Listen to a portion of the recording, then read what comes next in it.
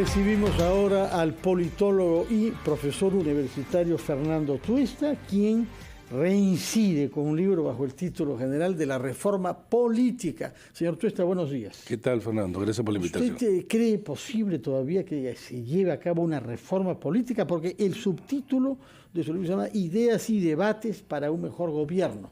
Y lo que uno ve es muchas fricciones y mucha polarización, pero muy poca voluntad de consensuar cambios en nuestra legislación, en nuestro sistema político.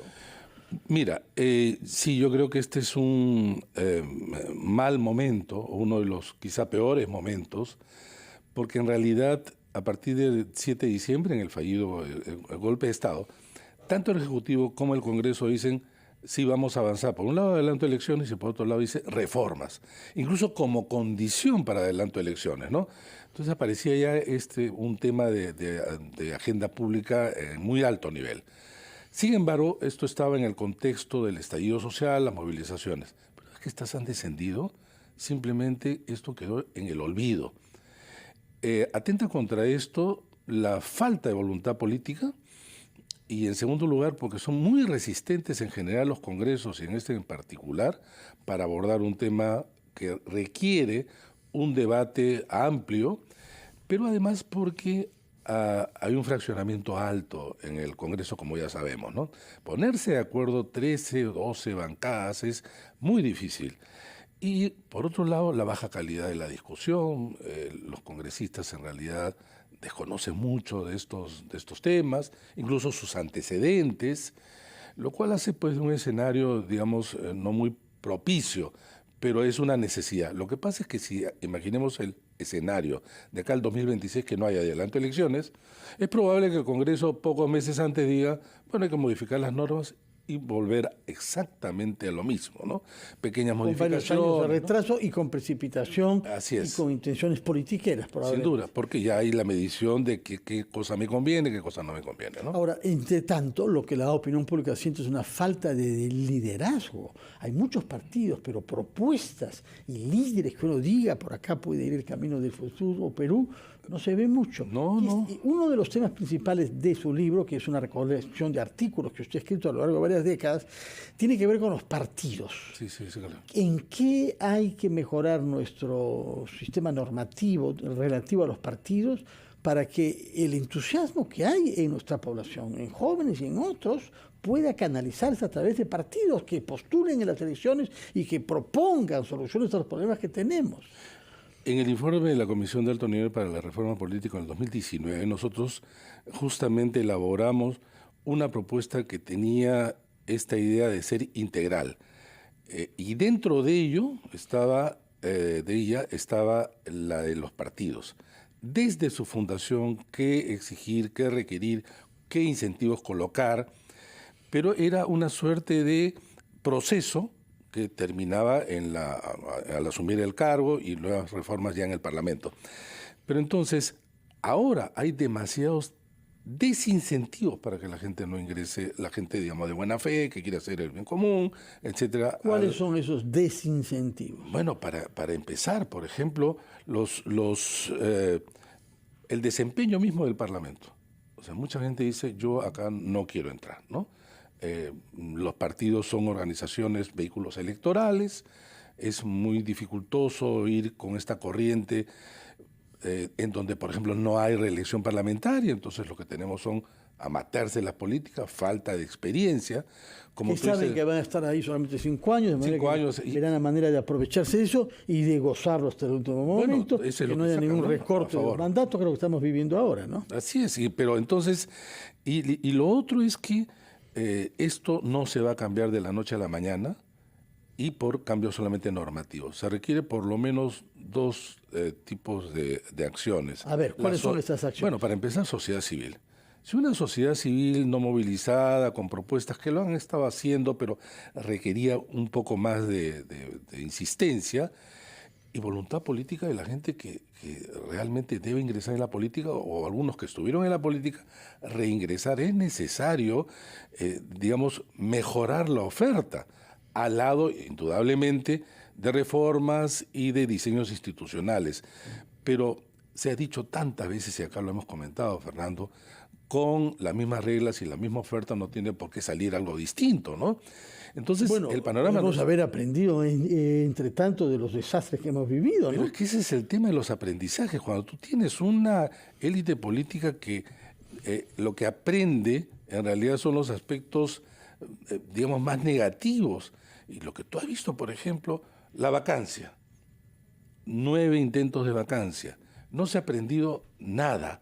Se debieron de mejorar, ajustar, y eso es lo que se ha aprendido, es decir, cómo, digamos, colocar al gobierno en una situación difícil, o del lado del gobierno, cómo trabajar con el Congreso, prebendas, es decir, relaciones informales negativas. Los aprendizajes no han sido para mejora, los aprendizajes han sido para empeorar la situación. Somos un país en donde la rotación de parlamentarios es la más alta de América Latina. Ahora, sin reelección, esto ha subido incluso aún más. Y entonces la gente, claro, rechaza a los políticos. En un contexto de rechazo en general a los políticos y a la política, tú tienes una ciudadanía que no controla socialmente al Congreso, que sienten autonomía en relación a ese control, porque al rechazarlo la gente dice, yo ya no quiero saber nada de política, no quiero saber noticias sobre política, todo es exactamente lo mismo, y como que los parlamentarios hicieran todo por que esto se fortalezca. Merecer eso. Ahora, varias encuestas sucesivas a lo largo de los últimos meses le dan al Congreso un respaldo, una tasa de aprobación inferior al 10%, alrededor del 7%. ¿Es lo más bajo que hemos tenido históricamente o usted recuerda otros congresos que hayan estado en esos rangos? Han habido, ¿no? Pero en este caso es consistente en casi todo su periodo. Pero además, faltan más de 3 años de mandato. Entonces, cuando muchas veces se pregunta, ¿este gobierno durará igual que este Parlamento? La sola pregunta ya instala la idea de una debilidad representativa muy alta. Y entonces, no cualquiera, pero digamos, factores externos pueden llevar a situaciones nuevamente imprevistas. Se hablaba con el tema de Castillo, ¿no? Nadie pensaba que Castillo iba a terminar el 2026. Creo que nadie. El tema era cuándo y de qué manera. Y el cuándo fue el 7 de diciembre y de una manera que nadie pensó, y de que nadie pensó de la manera como iba a salir. Ahora, entonces estamos en un momento de calma y creo que el gobierno obviamente pretende redirigir el país a 2026. Es sumamente difícil cuando tú tienes un gobierno que tiene apoyo solamente en el Congreso, que tiene un apoyo centralmente en las Fuerzas Armadas, y con eso es muy difícil porque ya se están cometiendo errores iguales o en algunos casos peligrosamente iguales en relación al gobierno de Castillo. Me refiero, por ejemplo, al nombramiento de ministros que estamos viendo serios problemas en dirigir sus sectores. Y cuestionamientos. Y ¿no? Porque le debe mucho la vida al Congreso. Y entonces, aquí esa dependencia y además la inexperiencia y falta de liderazgo en el Ejecutivo hacen ver una situación difícil. Y por cierto, el Ejecutivo no le interesan las reformas. Ahora, el tiempo corre y yo quisiera que trate de condensar esas casi 400 páginas de su libro en 3 reformas que habría que hacer de la manera más rápida y más consensuada posible. Por lo que lo oigo decir, reelección de todas maneras. Bueno, bicameralidad, ¿no? Y hay que digamos, modificar las relaciones ejecutivo-legislativo. ¿En qué sentido? ¿Cuáles de Bueno, para empezar, hemos conversado acá y lo trabajo en el libro, tenemos un diseño de un presidencialismo extremadamente parlamentarizado que inmediatamente se trepa a una situación, digamos, de división de fuerzas en el Pero poder. Es un fenómeno que tiene que ver con nuestro sistema legal, porque fíjese usted, el Ecuador está a punto de hacer un proceso político del presidente Lasso. Hemos visto en Brasil, hemos visto en muchos otros países procedimientos de ese tipo. ¿Tiene que ver con nuestra modalidad legislativa o es un fenómeno político general? No, el tema es el siguiente. ¿Cómo puede sobrevivir un sistema político cuando tú tienes una oposición mayoritaria, etcétera? ¿Tiene que caer necesariamente el gobierno? Entonces, ha sucedido en la historia del Perú que efectivamente eso ocurrió, como por ejemplo Bustamante en el año 48, Belaúnde en el año 68, el mismo Fujimori en el 92 y a partir del 2016 en general. Entonces, ¿cómo haces? ¿Es imposible la convivencia? Porque esa es una suerte de convivencia, de relación obviamente entre convivencia y a su vez control.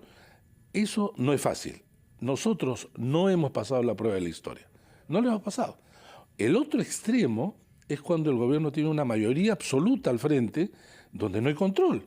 Entonces tú tienes en los 80, por ejemplo, a Belaúnde y tienes a Alan García, su primer gobierno. Es un gobierno sumamente cuestionado. Fujimori, ¿no? Y el mismo Fujimori. No, claro, Fujimori en el 92 hasta en adelante. Entonces, es necesario repensar de todas maneras. Bueno, tomamos nota entonces que usted propone el retorno a la bicameralidad, que haya reelección de los congresistas y redefinir los términos de la relación entre el Ejecutivo y el Legislativo para darle mayor equilibrio. Y las elecciones internas de los partidos. No digo que hay que hacer la reforma porque ya está planteada la ley, pero se ha suspendido cada vez y tienen todo el deseo de... Señor Fernando Testa, muchísimas gracias por venir acá y por persistir en sus convicciones y en su batalla de más de 40 años por un sistema político y que permita que lo mejor que tenemos en el Perú se exprese en nuestra vida institucional en vez de estar mirando desde fuera para lamentarnos o para indignarnos. Muchas gracias. No, gracias a ti por la entrevista. Muy buen fin de semana para usted.